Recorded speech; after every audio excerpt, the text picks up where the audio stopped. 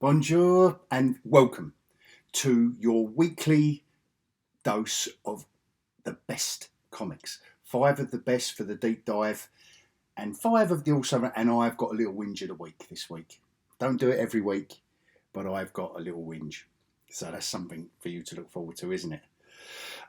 Before I get going, as always, thank you if you're subscribing. You are one of my sexy subscribers, and I love you all.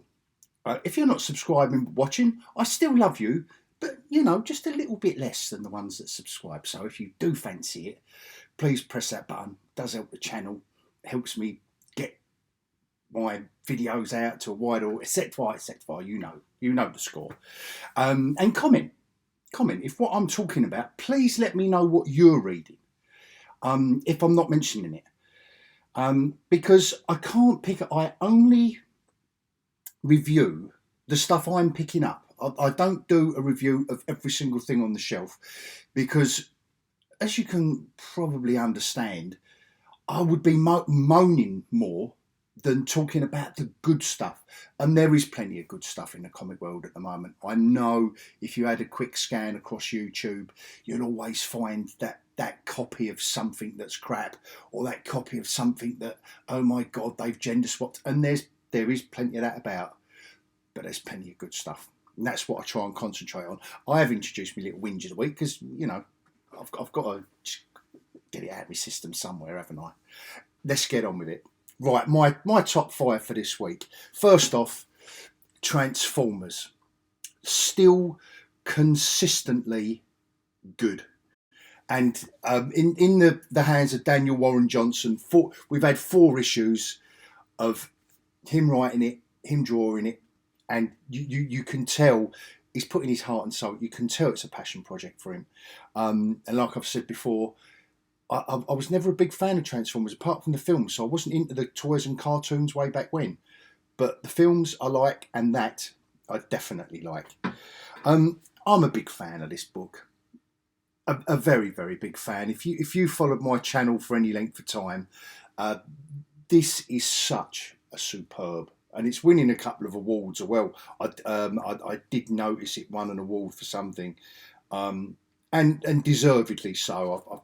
I can't remember where I saw it now, but deservedly so. We're going to do a deep dive into just the way he makes the telling of such a unique fantasy story look easy. I just love his style of artwork, and actually another writer artist. So that's the first 2, but that's his creation. Obviously, Transformers isn't. I started picking this up because I've been enjoying more and more DC comics recently, and this was the first.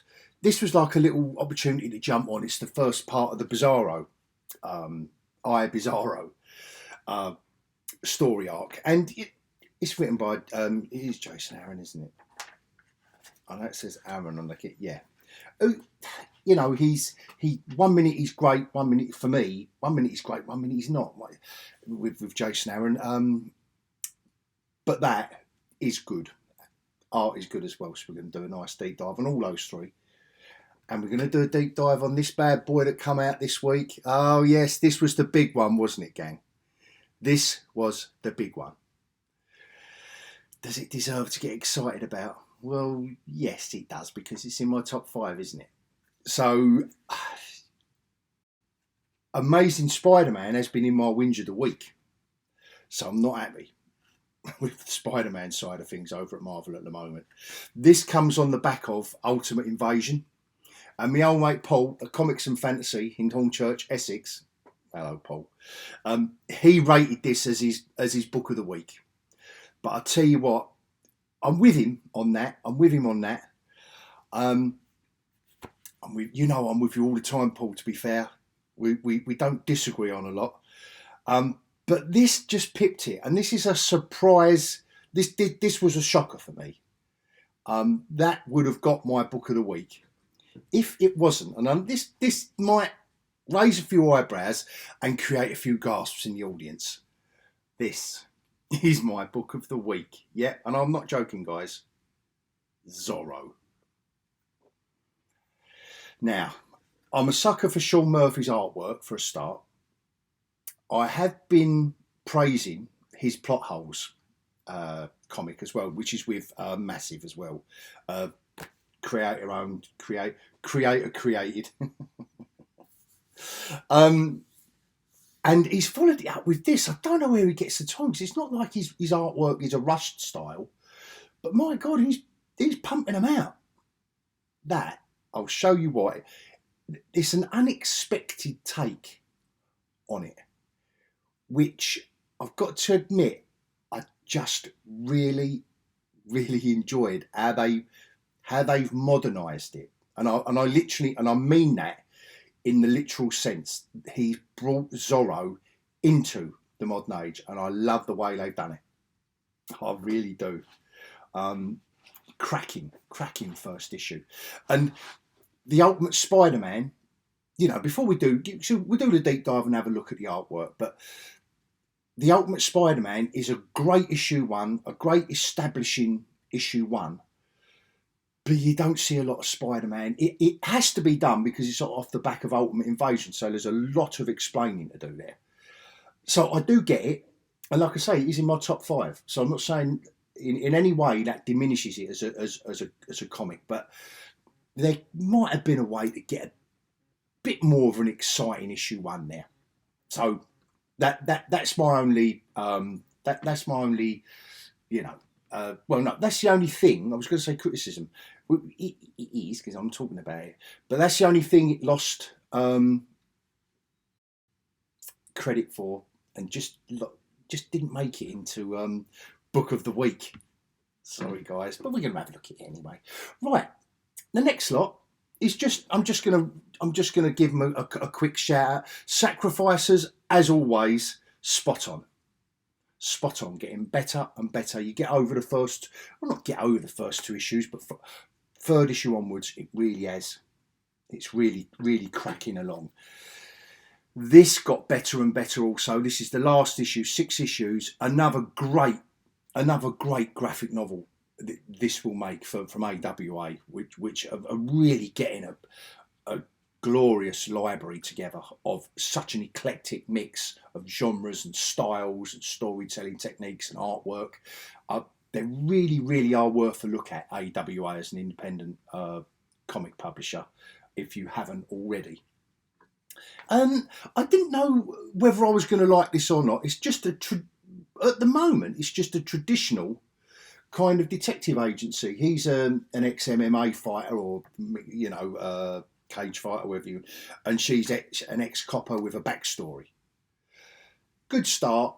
Just an intriguing first issue. Again, might be better in a graphic novel, but yeah, I'm a sucker for a good detective story, so I think that's why I picked that up.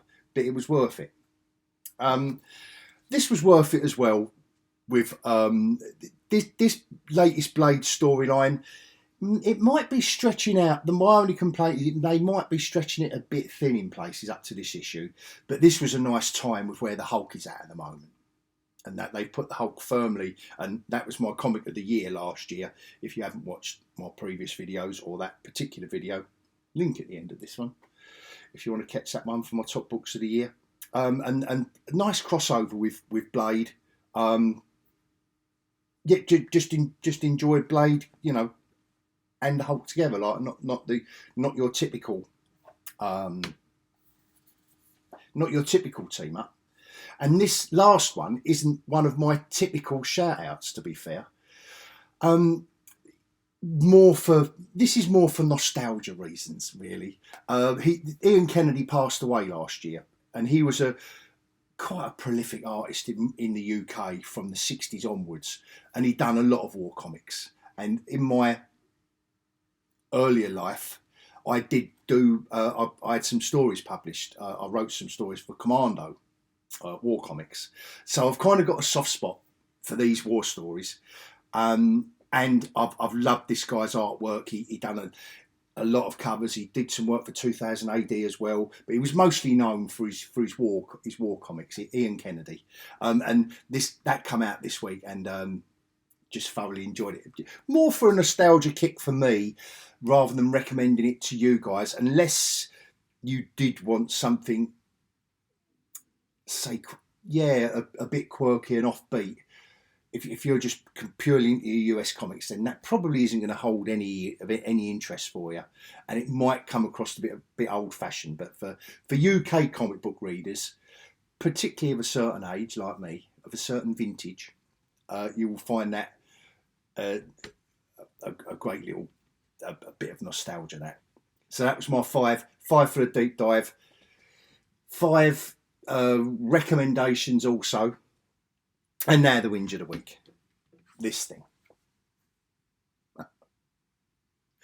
Now, I can't believe Joshua Williamson is at the helm of this on the writing, because I don't think I've read a story of his that I didn't like, and I think I may have said that when I reviewed issue 1 or 2, and I said that obviously I do like my Batman dark and gritty. Right, but I do know that as DC's main character, as their main money earner, I'm assuming, because like the Bat Family books is if you look at the top 50, I don't think there's hardly anything else there apart from maybe the odd Superman or maybe Action Comics, which we'll have a look at, maybe. And I don't pay too much attention to the charts. I'll go on what I like. When I reviewed it, I did say that, and it is glorious artwork. Not so much this issue. I don't who's normally on it or has been on the first 4. The artwork's fine, great style. Reminds me a little bit of Humberto Ramos. Basically, this whole issue of this comic is Robin at school and Bruce Wayne serving sandwiches at, I don't know, a weekend out at the school. The beginning is Batman and Robin fighting Orca. The rest of it is Robin playing football at school, meeting a girl, and Bruce Wayne serving up sandwiches and coffees at school. I know there's a younger audience that needs to be appeased, needs to be.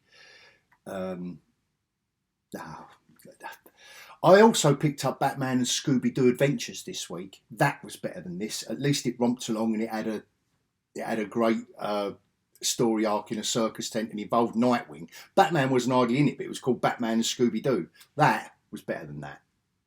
I literally don't know. It's almost like they don't know whether to go full-on young reader. And they've got Detective Comics as the dark, gritty one, and they do the Gargoyles of Gotham on the Black Label at the moment. I know it's only 3 issues, and they've got their main Bat title. But this is kind of like in a weird in-between world of they don't know. Oh, and it's like, oh, let's go, Dad, at the end. Oh, yeah, not for me. Not for me. There's pages here, pages and pages of him at school, women swooning over Bruce Wayne. There's a page here of literally Monday, Tuesday, Wednesday, Thursday, Friday at school, spying on one of the teachers who's supposed to be one of the new villains. Yeah, there's 4 pages of Batman at the beginning, 5 pages. Nah. Sorry, for me, that's my whinge of the week. Do one or the other. That's just for me. And it's surprising with Joshua Williamson. I don't know whether that was his brief. We can't go too grim and gritty. We want it to be the Robin and his dad adventures. I don't know. Just making. Anyway, enough of the whinging. Let's get on to the top 5 for the deep dive after the scroll.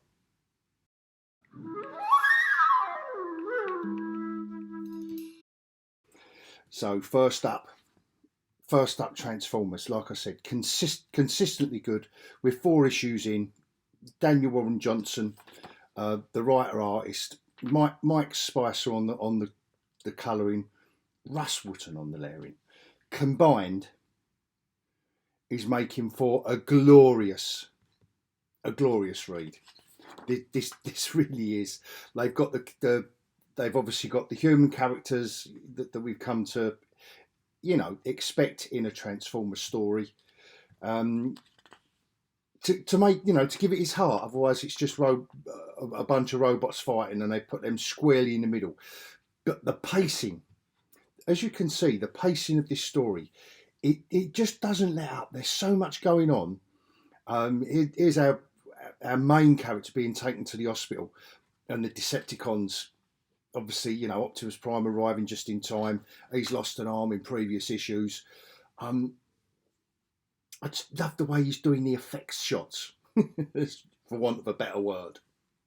Lettering and art combined, and with the colouring. Look how all three elements, just in that one panel, are combining. The speed blurs, colouring of the everything in that, and you can just see it throughout. All these action shots like this, the artwork. And like I've said previously, I wouldn't have expected someone with this kind of, what I would call an organic style. You would expect someone that was very clean and precise to work well with a storyline like the Transformers. But I've got to say, this does just work. It really, can't recommend this enough.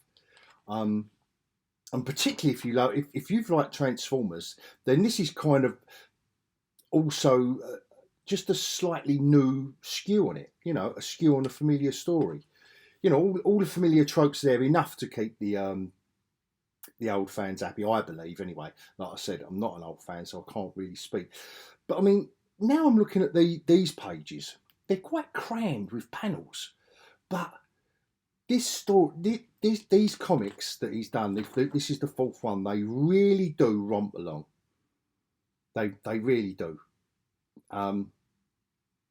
So anyway, I hope I'm giving you a bit of a flavour of what Transformers is all about, and it's exceptional.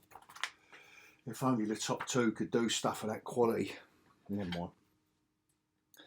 Another like I say, another writer, artist, creator, Wes Craig. I have praised this before, but it's been a while. So I've said before, I like the way the borderless panels open these pages up to his glorious artwork. They've got to tell the story of what's going on a little bit here. But what I also like, just quickly, with Kaya is, on the cover, if you're trying to get into it, it's issue 14. There's the story, and here's the story so far on the back. Or not the story so far, but just a quick description, rather than waste this back page, which is a major complaint of mine. Why just waste that back page? Try and just give it a go and try and get new readers into your book. Just have a go, rather than just put a little logo or something on the back.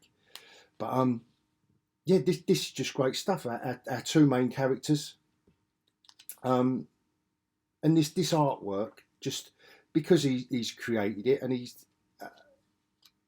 just the artwork obviously suits it.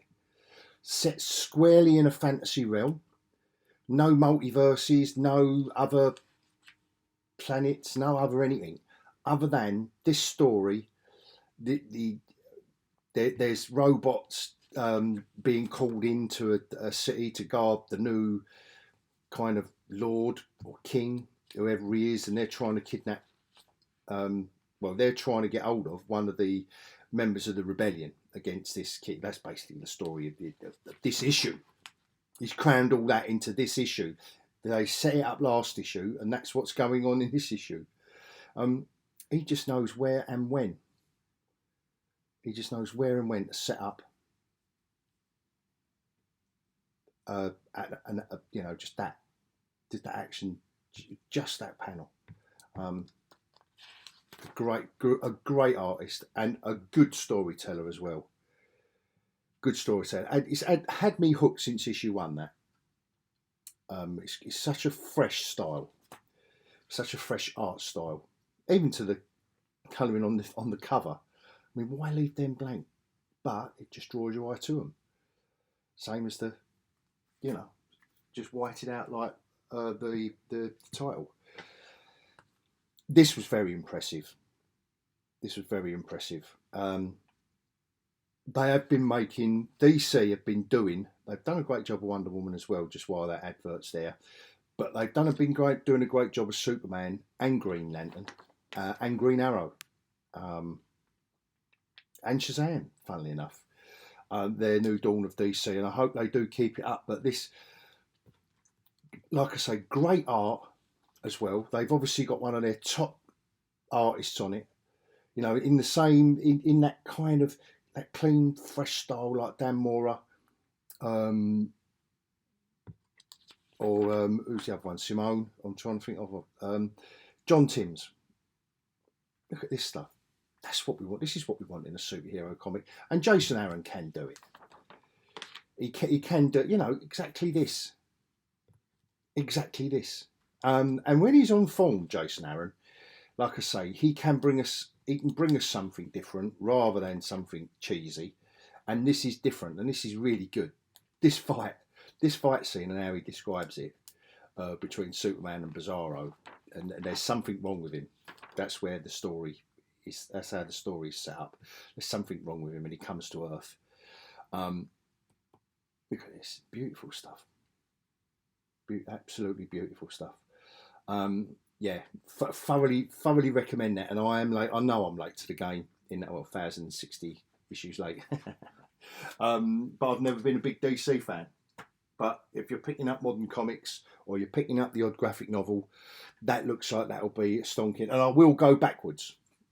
My old mate Paul, I'll have to be on his toes to get me, the last storyline back, and I'll go like that, because that's the old-fashioned comic collector in me. And the old-fashioned comic collector in me can't resist the Spiderman comic, even though I've been put off by Zeb Wells' run on it. And it's the first time I've dropped Amazing Spider-Man on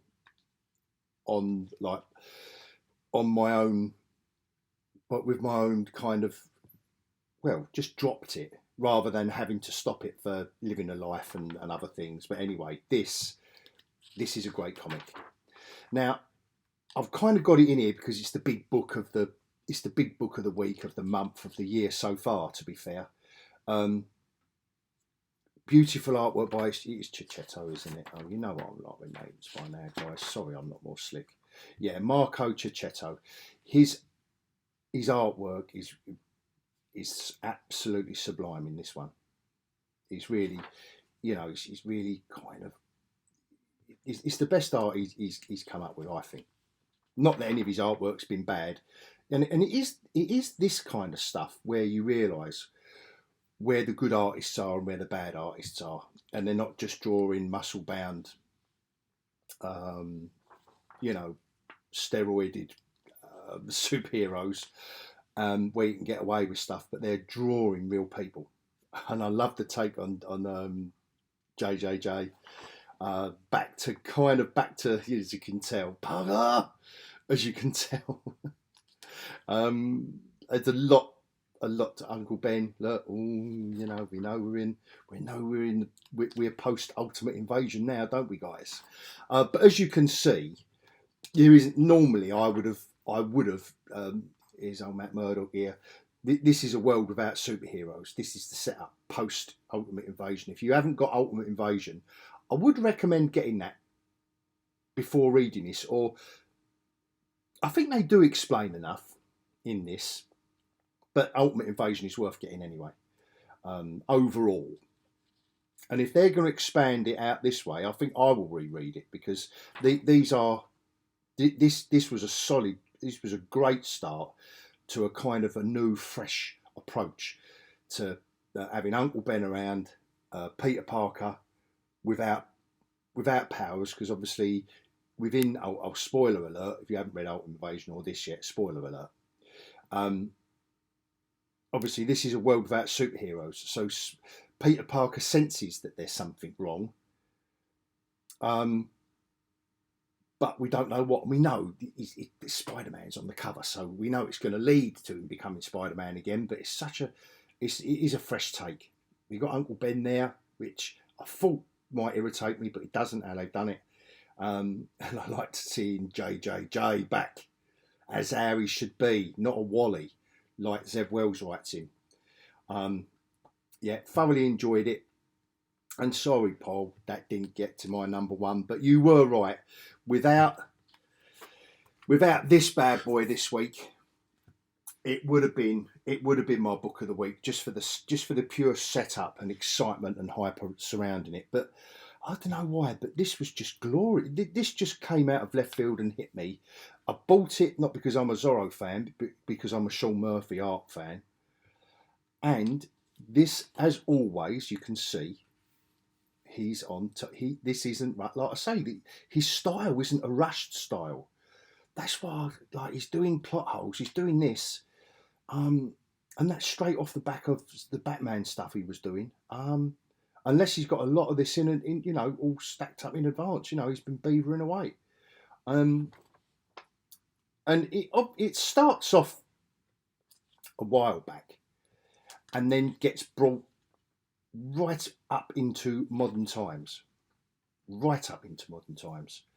And the story revolves around a brother and sister separated when they're younger by the trials and tribulations at the beginning of the issue.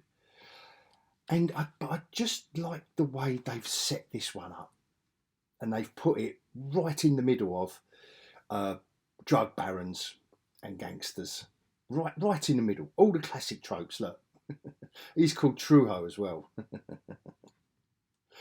A nice little, all this kind of Sean Murphy-esque design work on, just a little kind. Love it. Just love his artwork. And this, you can tell again, these writer artists are putting their all into this stuff, and it really is showing. It really does show up in the work. And I won't kind of spoil it. Well, I'll kind of take it up to there. Stuff like this. Look, he's pulling reminds you of the old-fashioned, where he has to pull the thing to open the door and all that, and chink, pull, tight. Beautiful colouring on that, actually. Well, not that the rest of it's crap, but it's a nice artistic flourish there, like almost like a cinematic shot. That framing in the cinema world, framing that shot in that way. Beautiful stuff. And my book of the week. So from book of the week, I didn't mention it earlier, did I? That I do cover of the week. Just my little bit of fun, guys. My little bit of fun at the end of the video. Because if we had just enough pocket money for one comic, we would be relying on the cover to give us a hand, like help you out, wouldn't we? 2 issue 1's there. I mean, it doesn't get any better than that, does it really? Spider-Man swinging through the city. It says what it is on the cover. This one does as well. Is it much of an action shot? I don't know. But these top books, funnily enough, are mostly the top covers of the week. These first weeks in January are quite quiet. There's not a plethora to choose from. Obviously, again, Superman. If Superman's in it, you've got him on the cover flying. Bizarro ominously in the background. I like the way they've done that flourish with the sunlight. On the Run from Robots, maybe. Not the most dynamic, I've got to say. You know how much I love this comic, but I'm just talking purely covers now as a proposition to sell the issue within. What would attract you to it? It's out of these lot. Transformers, put them on the cover, of course you will. It's no good putting one of the humans on the cover, is it, to sell a Transformers comic? Because you've got to care about them, but care about them inside. And the Hulk versus Blade. Out of this half a dozen, I think to be fair, you've got all your your robots. You've got all your robots on there. I don't think Kaya. Zorro is beautiful. You know how much I like Sean Murphy, but I think it's between these two. I think, yeah, action comics, Superman flying around.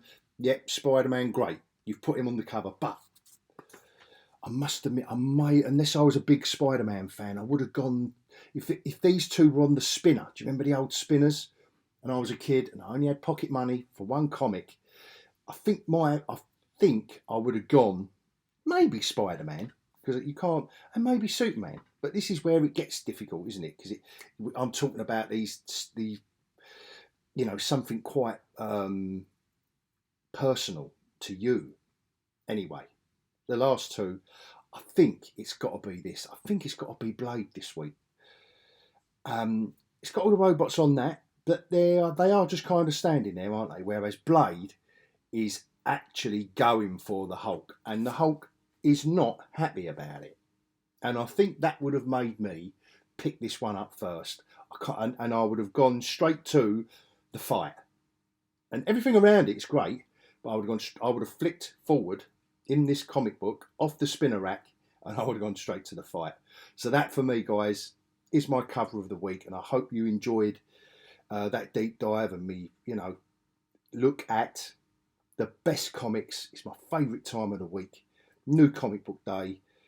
I hope you enjoyed it, and I hope you can join me again next week. And until then, adios.